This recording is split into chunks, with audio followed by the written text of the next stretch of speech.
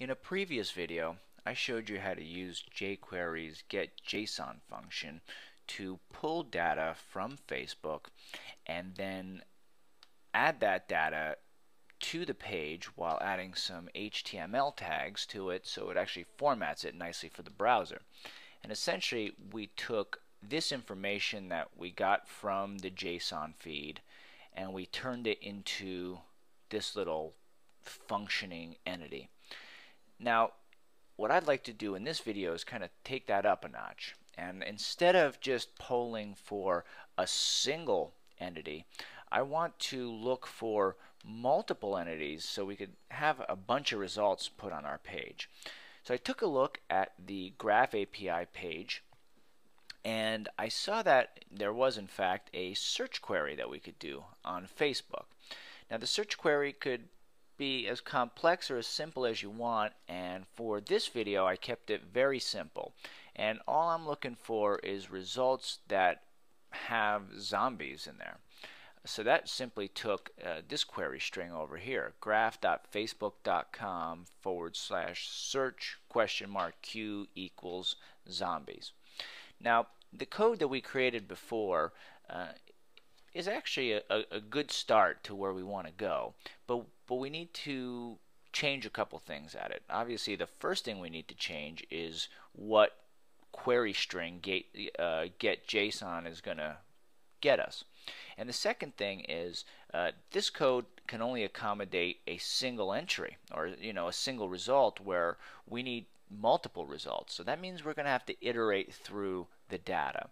And when you need to iterate through multiple results, you're going to need to use the jQuery.each function. So let's just get right to it. And what I like to do right off the bat is essentially comment out the code that it's going to be helpful to us later. But for right now, we just kind of want it out of the way, so it's not going to conflict with what we already have. So we'll start off with a nice document ready function, and we'll build from there. First order of business is we need to actually poll for that information with getJSon. So I'm just going to copy and paste that line that we have. And what I need to change on this line, actually before I do anything else, because I know I'm generating an error, I'm going to close this and just make sure that there's no subtle syntax errors, because I personally get lost in them. So there we go. So first thing I'm going to do is change this query string. And since I've already tested in my browser, I know I'm going to get the results. I'm going to just copy and paste that in there. Okay, so far so good. And the callback to this getJSon function is FB results. FB results represents what I've named this entire set of data. So that's going to be useful later on. Whoops, what happened there? I don't know what happened. Okay, there we go. So with that said, the next order of business is actually setting up my each statement, because if you look at the previous example, we just got right in on spitting that data onto our page, but first we're going to have to, in this one where we're going to have multiple results, we need to use the each statement first. So I'll start with each, and now what's the collection that each is going to be iterating over? And that's going to be FB results, but that's what I've named it. But now we actually need to go inside of FB results. And what encapsulates all the data inside of this thing that I've called FB results is this right here, data. So I mean, if this was called anything else, we would need whatever that name is, and I'd copy that and I'm going to put it .data, because that's how we access it. So FB results is something I named. Data is something that's specific to Facebook. So you got to keep in mind that you're going to need to look out for that. Next thing is the actual callback function. Now the callback function, I don't have to pass any arguments to it or parameters. I just need to set it up to do something. Now, why do we need a callback function? Well, the callback function is essentially what the rest of this stuff is over here, the actual formatting of the data. So first order of business that I want each to do is create a new div container with a class of results for each one of them. So far, so good. That's not even what we've done so far is not even access any of the data.